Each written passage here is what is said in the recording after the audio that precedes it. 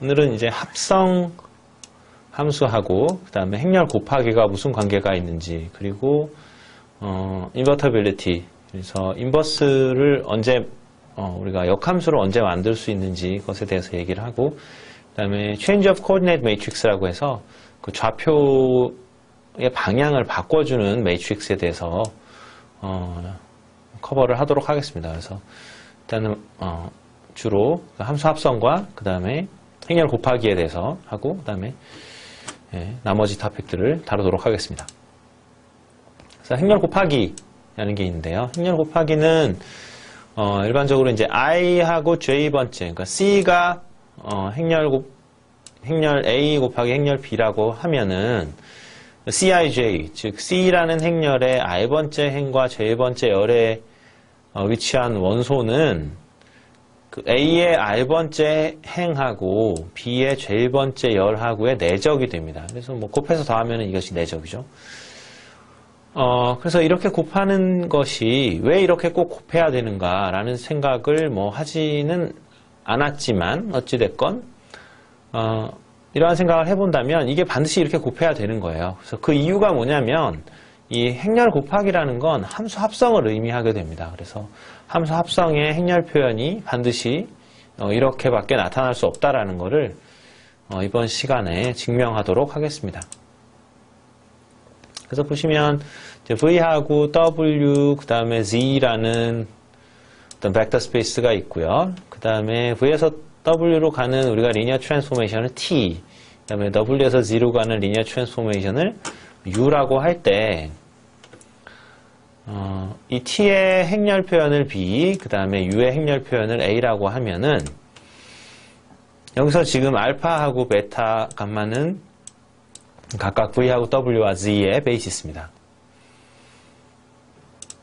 이렇게 할 때 이제 우리가 살펴볼 내용은 이 V에서 Z로 이렇게 바로 가는, 합성 함수죠.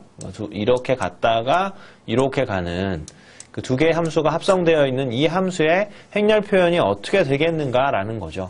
그래서 결론은 결국은 A 곱하기 B가 된다라는 것을 얘기하고 있습니다. 근데 어쨌든 이것을 한번 살펴보시면요. 그래서 UT의 VJ, 즉 T를 먼저 하는 게 중요한 거죠. 이전 슬라이드에서 보면은 T를 먼저 적용을 하면 이거는 UT의 정의니까 이렇게 되는 건 당연하고요. 그 다음에 이 TVJ는 뭐 이렇게 되는 거는 이제 당연히 되겠죠. 왜냐하면 TVJ를 W의 리니어 커뮤니케이션을 표시하고 그때의 개수를 우리가 B의 J번째 컬럼에 적게 되니까요. 그래서 이렇게 되는 건 당연하고, U는 리니어 트랜스포메이션이니까 이렇게 내려올 거고요. 그 다음에 UWK는 지금 이것도 마찬가지죠. UWK도 일단 A라는 그 행렬의 그 개수들을 쭈루룩 적게 돼 있는데, 그곳에 그 K번째 열, 그것을 이렇게 가져와가지고 리니어 컨비네이션이 이렇게 가능하게 되겠습니다. 그래서 하고 나면은 이제 이렇게 쓸 수 있죠. 쓸 수 있는데, 정리를 하게 되면, 그러면은 결국은 뭐냐면 이것이 뭐였냐면 T의 VJ였죠. 그렇죠? 그래서 J번째 베이시스 벡터가 그 Z의 어떤 리니어 컨비네이션을 나타내는지 살펴봤더니 결국은 AB가 되더라. 그러니까 C는 AB가 되더라. C는 A 곱하기 B가 되더라 하는 얘기입니다. 그래서 중요한 거는 합성함수를 우리가 행렬 표현으로 나타낼 때 각각의 그 합성함수를 이루고 있는 그 함수들의 행렬 표현에 곱하기가 나온다라는 거죠. 그게 중요한 결론이 되겠고요. 그래서 행렬 곱하기가 뭘 나타내냐라고 얘기를 한다면 그것은 함수 합성을 얘기한다라고, 즉 리니어 트랜스포메이션의 합성을 이야기한다라고 얘기할 수 있겠습니다. 일반적으로 그래서 행렬에서 아주 가장 그 유명한 그 사실 중에 하나죠. 그래서 그 곱셈에 대해서 교환 법칙이 성립하지 않습니다. 그래서 그러니까 곱셈에 대해서 교환 법칙이 성립하지 않는 대표적인 것으로 우리가 보통 행렬 곱하기를 이야기를 하죠. 그 이유는 그 어떤 시스템이라고 할 수 있는 건데, 함수라고 할 수 있는데, 함수는 일반적으로 순서를 바꿔버리면 다른 게 나와버리죠. 그렇죠? 예를 들어서 뭐 증가시키고 감소하는 함수가 있으면은 이 증가시켰다가 예를 들어서 그러니까 예를 들어서 감소됐다가 여기다가 뭐 함수값이 0이 돼버리면 아무리 증가를 시켜도 계속 0이죠. 그렇죠? 0에다가 뭐 5를 곱해도 계속 0이고. 그래서, 순서 바꾸면 이렇게 달라집니다. 시스템은 일반적으로 시스템에 적용하는 순서를 다르게 하면 다른 시스템이 돼버리죠. 그리고 한 가지 기억해 둘 만한 팩트가 뭐냐면, 두 개의 행렬의 곱에 이 트랜스포즈, 그죠? 가로, 세로를 거꾸로 쓴 거죠? 그러니까 가로를 세로로 쓰고 뭐 세로를 가로로 쓴 거. 그래서 트랜스포즈는 B 트랜스포즈에다가 A 트랜스포즈를 곱한 게 됩니다. 자, theorem 2.11을 보면요. T라는 리니어 트랜스포메이션이 있고, U라는 리니어 트랜스포메이션이 있을 때, 우리가 UT, 즉, 행렬 그러니까 그러니까 UT라는 건 지금 행렬 곱하기를 얘기하는 건 아니죠. 네. 합성함수죠. 네, Composite Linear Transformation의 행렬 표현은, 각각의 그 행렬 표현에 곱하기가 된다. 그래서 주의하실 거는 이 알파, 감마가 이렇게 적혀 있는데요. 이 순서를 한번 보실 필요가 있습니다. 그래서 알파에서 이렇게 해가지고 감마로 갑니다. 예. 그래서 요 베타는 뭐 어떤 거라도 사실 상관없어요. 뭐 베타 프라임도 좋고 상관없습니다.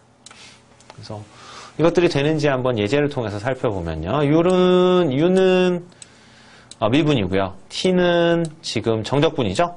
정적분하는 함수일 때 이때 지금 이 관계, 여기 써놓은 이 관계가 성립하는지 살펴보려고 합니다. 알파는 3차 이하의 다항식의 집합에서 오더드 베이시스고요. 베타는 2차 이하의 다항식에서의 오더드 베이시스가 되겠습니다.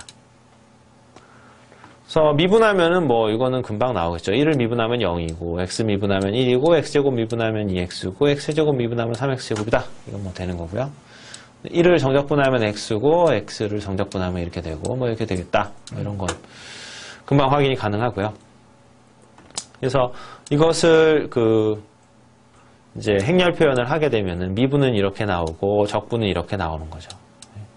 그래서 이거 두 개를 이렇게 곱해보면 이게 나오는데, 지금, UT라고 했으니까 이제 T를 먼저 적용을 하는 거죠. 그렇죠? 그러니까 적분 먼저 한 다음에 미분을 하면은 사실 뭡니까? 적분한 다음에 미분해버리면 다시 원자의 함수로 돌아오죠. 그러니까 그것이 아이덴티티 트랜스포메이션이 된다라는 거는 우리의 예상대로 잘 되는 것을 확인할 수 있겠습니다.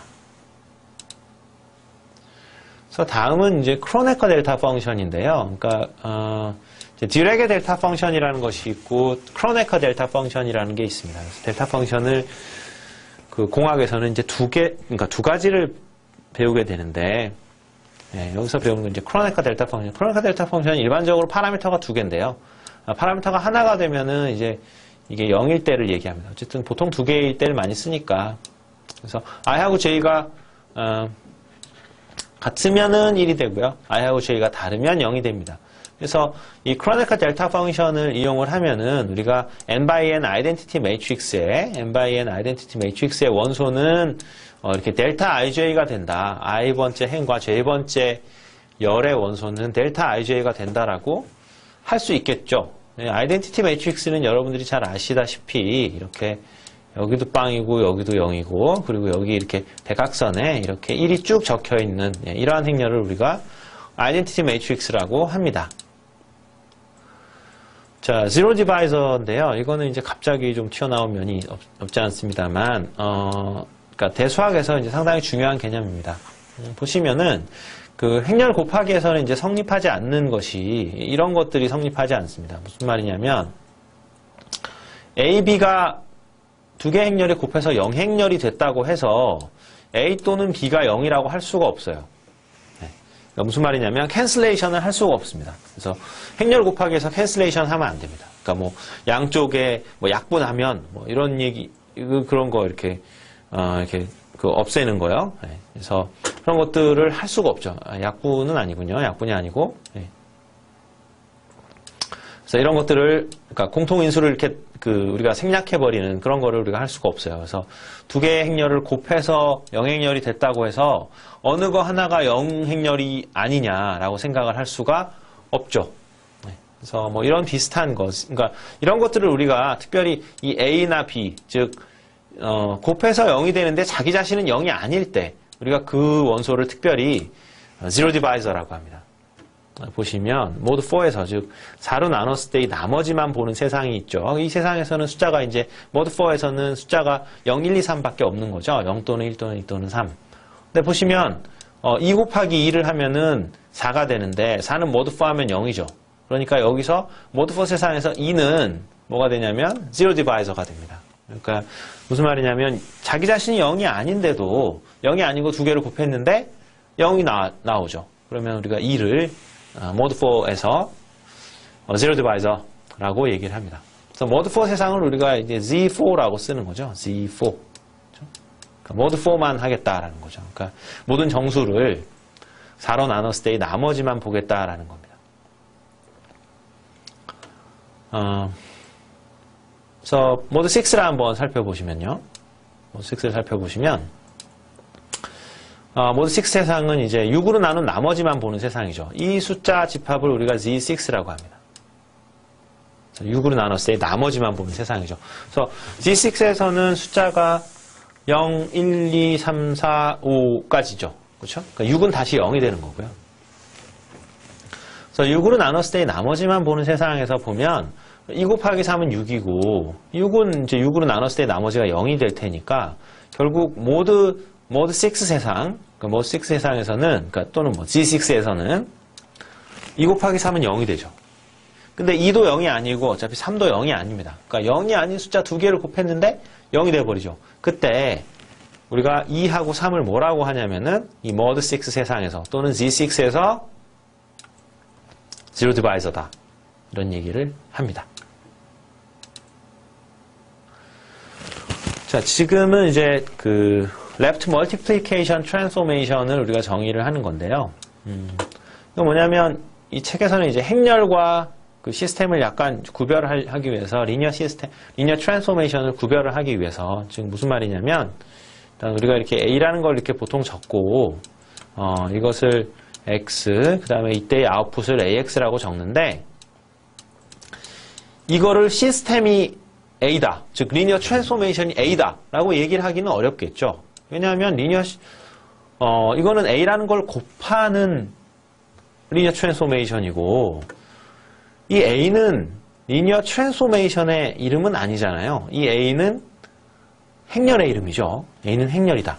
그러면 이러한 행렬 A를 곱해주는, 즉 행렬 A를 이 왼쪽에 곱해주는 리니어 트랜스포메이션을 뭐라고 할 것인가 라고 해놓고서 우리가 노테이션으로 이 노테이션을 쓰겠다라는 거죠. 그래서 부르기를 left multiplication transformation이다 라고 부르자라는 겁니다.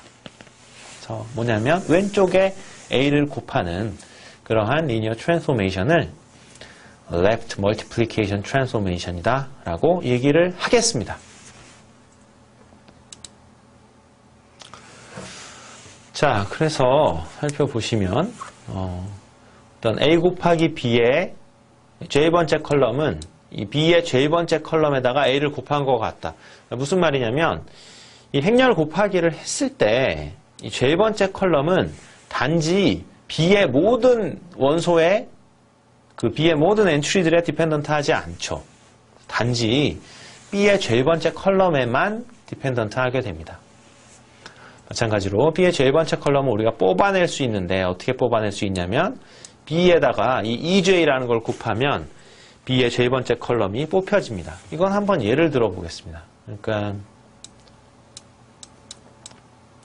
1, 2, 3 여기 또 뭐 이렇게 4, 5, 6 여기 또 7, 8, 9 이러한 행렬이 있을 때 여기다가 만약에 우리가 0, 1, 0이라는 걸 이렇게 곱한다면 이게 답이 얼마가 되냐면 이게 간단하게 4, 5, 6이 된다는 걸 금방 알 수 있습니다. 뭐 이건 계산은 뭐 행렬 곱하기 누구나 할 수 있으니까 할 수 있겠죠. 그래서 보시면 이 4, 5, 6을 이렇게 뽑는 역할을 하는 거죠. 그리고 나머지 것들에다가는 웨이트를 0을 주는 거죠. 그래서 이 4, 5, 6이 이렇게 나오게 되겠습니다. 세럼 2.14를 보시면요. 두 개의 finite dimensional vector space가 있습니다. 보시면은 V하고 W가 이제 벡터 스페이스고요. 그 위에 있는 베타하고 감마는 각각의 베이시스를 나타냅니다. 그리고 이거를 베타를 이용하면은 우리가 그 V라는 이 벡터 스페이스의 원소를 이 베타를 이용하면 항상 뭘로 쓸 수 있죠? 항상 코디네이트 벡터로 좌표 표현으로 쓸 수가 있겠죠. 그리고 마찬가지로 W에 있는 원소도 이 감마라는 그 베이시스를 이용하면 또 코디네이트 벡터로 쓸 수 있습니다. 그래서 그 코디네이트 벡터들은 사실은 FN의 원소, FM의 원소가 되는 거죠. 그래서 우리가 A라는 어떤 행렬을 만들어 가지고 FN에서 FM으로 가는 어떤 리니어 트랜스포메이션을 만들 수 있어요. 즉 A라는 행렬을 왼쪽에 곱해주는 그러한 리니어 트랜스포메이션. 그때 이런 관계가 성립한다라는 거죠. 잘 보시면 그러니까 뭐냐면 여기가 이제 V고요. 그러니까 W인데 여기가 지금 U고요. 여기가 TU죠. 여기 이제 이쪽으로 이렇게 가는 거죠. 이게 함수 T에 의해서. 그때 이것의 좌표 표현은 TU의 좌표 표현은 어떻게 된다는 얘기냐면 U를 일단 좌표 표현으로 돌린 다음에 이걸 좌표로 돌린 다음에 그냥 행렬을 곱한 것과 같다라는 거죠. 여기서 순서를 이제 잘 보셔야 될 게 이 감마로 레프레젠테이션 했는데 이게 베타 해가지고 이렇게 넘어간다라는 거예요. 그래서 결국은 감마로 갈 때 이게 성립한다라는 겁니다. 한번 살펴보면요. 미분하는 예제입니다. t는 또 미분 함수예요. 그래서 3차 이하의 다항식을 2차 이하로 보내는 어떤 리니어 트랜스포메이션인데 우리는 미분 생각하겠다. 이것을 행렬로 나타내면 뭐 이렇게 된다라는 거는 이제 여러 번 했었고요. 그리고 이제 t는 뭐 이렇게 되는 거. 미분하는 거니까 뭐 x 미분하면 1이 되고 x제곱 미분하면 2x가 되겠죠. 그때 어떤 p of x라는 어떤 원소를 가져옵니다. 이거는 이제 여기 이것의 원소죠. 정의역에 이제 하나의 원소를 가져왔는데 미분하면 뭐 이렇게 된다라는 건 금방 되겠고요. 근데 이 p of x 즉 이미지들의 이것을 q of x라고 하면요. 이미지를 우리가 좌표로 표현했을 때 마이너스 4, 2, 9가 되는데 여기서 이거죠. 그러니까 먼저 좌표로 나타낸 다음에 그 다음에 리니어 트랜스포메이션을 이렇게 적용하면 어떻게 되느냐라는 거죠. 그럼 이제 a 곱하기 px인데 a가 지금 이렇게 나온 상태고요.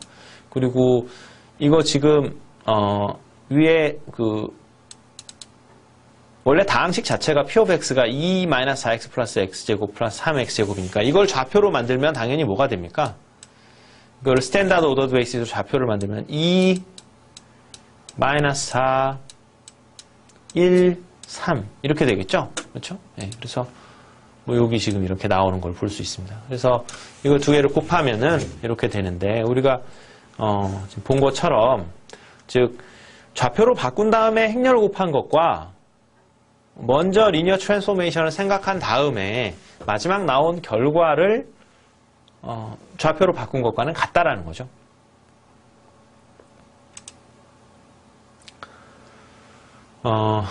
그래서 이제 인버터빌리티를 여기 보기 전에 잠시 이거를 다시 한번 살펴보면은 그래서 그러니까 이것은 이미지들의 그러니까 이미지의 좌표 표현이 되는 거고요. 이것은 이미지의 좌표 표현이 되는 것이고 그 다음에 그러니까 이미지의 좌표 표현이라는 것은 뭐냐면 먼저 그러니까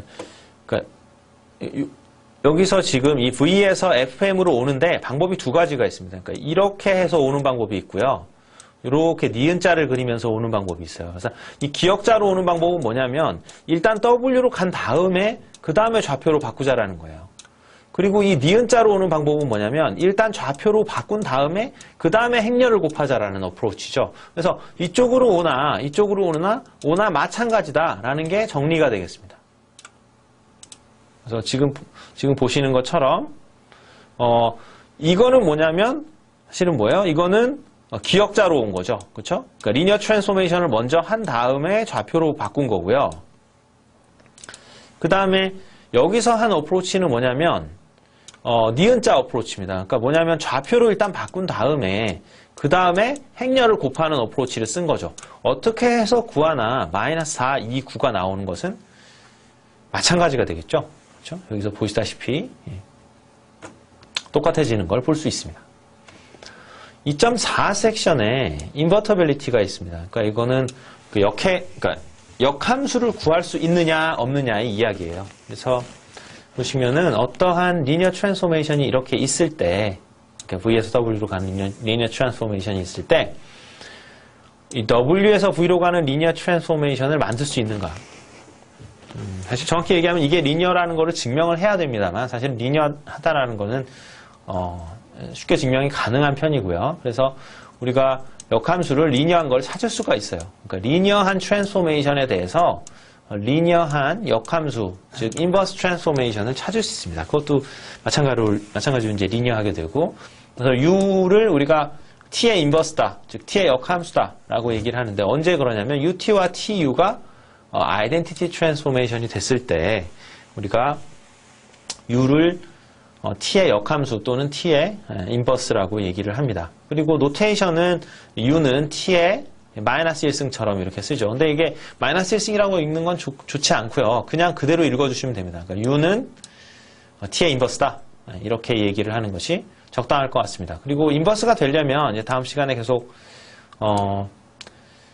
계속해서 하겠습니다만 사실은 인버스의 개념은 그 함수가 뭐가 돼야 된다는 얘기냐면, 그러니까 오리지널 그 t라는 함수가 인버스가 존재하려면 어떻게 돼야 되냐면 전단사 함수가 돼야 되겠죠. 예를 들어서 단사 함수가 안 된다. 그러면 어떻게 되는 거죠? 그러니까 다른 게 같은 걸로 이렇게 돼야죠. 네, 이렇게 되면 이제 단사 함수가 아닌 건데 이렇게 하면 역함수가 정의될 수가 없습니다. 그러니까 이 원소에 대해서 지금 어디로 가야 될지 모르니까 마찬가지 단사 함수가 아니면 함수가 정의가 안 되는 거고요. 전사 함수가 아닌 경우는 마찬가지 문제가 생길 텐데 전사 함수가 아닌 경우는 이렇게 되는 거죠. 그렇죠? 이렇게 돼가지고 치역이 이렇게 공역 안으로 쏙 들어가는 경우가 되는데 이게 이제 색칠한 것이 치역이 되죠. 그러면 이걸 역함수로 생각해버리면 어떻게 됩니까? 이 바깥에 있는 원소는 갈 데가 없죠. 근데 함수라는 건 원래 정의역에 있는 원소에 대해서는 반드시 이미지가 매핑이 돼야 돼요. 그래서 전단사 함수가 안 되면 우리가 인버스를 구할 수가 없습니다. 그러니까 역함수가 존재해야 되는 필요충분 조건은 뭐냐? 그 함수 자체가 전단사 함수여야 된다. 즉 전사 함수고 단사 함수일 때만 우리가 역함수를 만들어낼 수 있는 거죠. 마찬가지로 이제 역으로 그 필요충분 조건 관계이기 때문에 역함수를 구할 수 있다라는 얘기는, 그러니까 어떤 함수의 역함수를 구할 수 있다. t의 역함수를 구할 수 있다. 이 얘기는 뭐냐면 t는 전단사 함수다라는 것과 같은 이야기가 되겠습니다.